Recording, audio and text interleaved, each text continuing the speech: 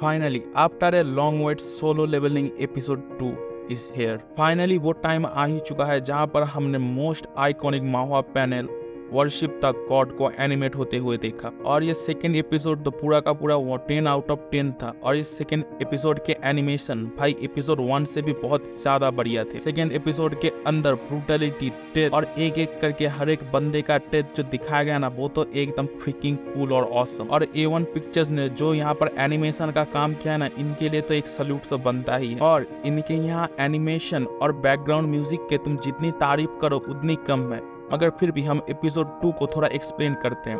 यहाँ पर एपिसोड 1 जहाँ पे खत्म हुआ था, वहां से ही एपिसोड 2 शुरू होता है।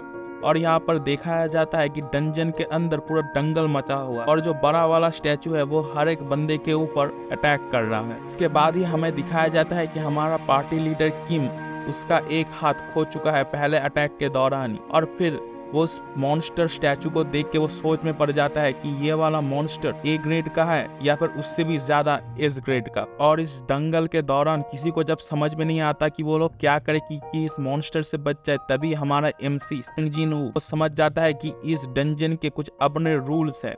जो टैबलेट में जो 3 रूल्स लिखे थे, अगर उन तीनों रूल्स को फॉलो किया जाए तो तभी हम इस डंजन से जिंदा बाहर निकल सकते हैं। और वो 3 रूल क्या है? रिबरी द गॉड, यानी कि सारे के सारे बंदे जो डंजन के अंदर है उनको गॉड को रिस्पेक्ट देना पड़ेगा। और यहाँ पर वो गॉड कौन है? ये बड़ा वाला स्टैचू। और यहाँ पर सेकंड रूल है प्रेज द गॉड, यानी कि गॉड की प्रशंसा करनी पड़ेगी। और फिर थर्ड है बिलीव गॉड, गॉड के ऊपर भरोसा रखना पड़ेगा। पर इस संग जिन वू समझ जाता है अगर ये स्टैचू चाहे तो हम सबको मार सकता है, मगर ये मार क्यों नहीं रहा?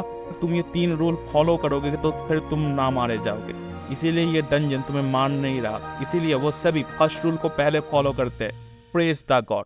और यहाँ पर ही हमें वो आइकॉनिक मोमेंट देखने को मिलता है जब स्टैचू के आगे सब लोग झुक जाते हैं और हमें देखने को मिलता है द आइकॉनिक स्माइल। और यहाँ पर A1 पिक्चर्स ने जो काम किया है ना, उनकी जितनी तारीफ करो उतनी ज्यादा कम है। यहाँ पर एनिमेशन लेवल और इनका बैकग्राउंड म्यूजिक एकदम हद से ज्यादा बढ़िया था। और मैं तो प्रीटी श्योर हूँ मानवा रीडर्स को बस ये वाला सीन देख के अपने शरीर में गूज़बम्प तो आ ही चुके होंगे। जब रिबरी गॉड खत्म होता है तब सारे के सारे स्टैचूज खड़े हो जाते हैं और चलना शुरू कर देते हैं। और तभी फॉलो करना पड़ेगा rule number 2, praise the God, यानी कि गॉड की प्रशंसा करो। ये वाला रूल एक बंदा ना समझ के गॉड के सामने जाके अपने दिल से प्रार्थना करना शुरू कर देता है, मगर इसके साथ जो होता है ना वो क्या बताया, स्टैचू उसे जिंदा कुचल देता है। तो हमारा संग जिन वू समझ जाता है कि ऐसे इसको प्रेज नहीं करना पड़ेगा। आसपास जो स्टैचू है उन सब के पास जाकर क्या होना पड़ेगा जिससे कि वो इंस्ट्रूमेंट बजाएगा और जिससे वो गॉड को प्रेज करेंगे। मगर इसका भी एक रूल है, हर एक स्टैचू के पास बस एक ही बंदा जा सकता है।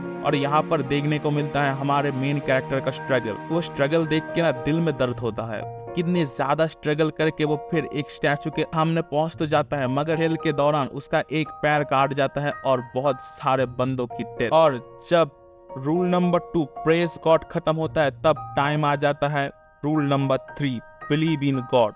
और जहां पर रूल नंबर 2 खत्म होने के बाद ही एक ऑल्टर सामने आ जाता है और वो ऑल्टर देख के सभी लोग समझ जाते हैं कि इसके अंदर कुछ ना कुछ सैक्रिफाइस करना पड़ेगा गॉड के ऊपर बिलीव करके। और धीरे धीरे करके एक एक करके सारे के सारे बंदे ऑल्टर के सामने आ जाते हैं। और ऑल्टर के सामने आते ही बंदे आए हैं उनके इक्वल से उनके में एक ऑरेंज कलर का फ्लेम जलता है और उसके कुछ ही दूर एक नीले कलर का फ्लेम जलता है। और इस नीले कलर का फ्लेम टाइम को मतलब समझा रहा है कितना टाइम अभी तक तुम्हारे पास बचा हुआ है। मगर इनमें से कुछ लोग वीक सोल के हैं, इसीलिए वो लोग तभी गेट खोलते हैं तभी भाग जाते हैं टाइम खत्म होने से पहले ही।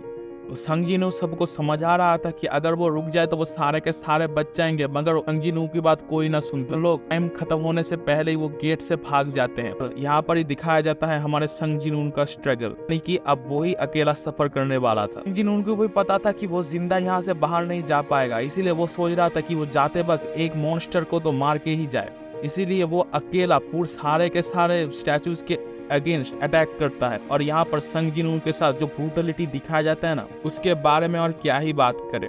फिर वो सारे के सारे स्टैचू संग जिन वू को एकदम एक एक करके उसके सारे के सारे लिम्ब फाड़ के उसको ऑल्टर के ऊपर फेंक देते हैं। और ऑल्टर में जब वो फेंकता है और सारे के सारे स्टैचूज एक स्वॉर्ड लेकर उसको मारने ही जा रहा होता है, तभी उसके सामने एक स्क्रीन पॉपअप होता है और उसमें कहा जाता है तुमने अपने सारे रिक्वायरमेंट्स कंप्लीट कर लिए हैं, क्या तुम प्लेयर बनना चाहोगे? अगर प्लेयर न बनोगे तो तुम 0.02 सेकंड के अंदर तुम्हारा हार्ट स्टॉप हो जाए। और यहाँ पर हमारा संजीव दबा देता है यस। और इसके अगले एपिसोड से तुम्हें देखने को मिलेगा असली वाला सोलो लेवलिंग, कैसे एक वीक बंदा सबसे स्ट्रॉन्गेस्ट में बदल जाता है। और मैं बोलना चाहूंगा अगर ये वाला एपिसोड तुम्हें ब्रूटल लगे तो इसके आगे बहुत सारे एपिसोड ऐसे आने वाला है जो इससे भी ज्यादा ब्रूटल है। तो बस आज के लिए इतना ही, मिलते हैं आप लोगों से और एक नए वीडियो के अंदर। तब तक के लिए sayonara and have a good day.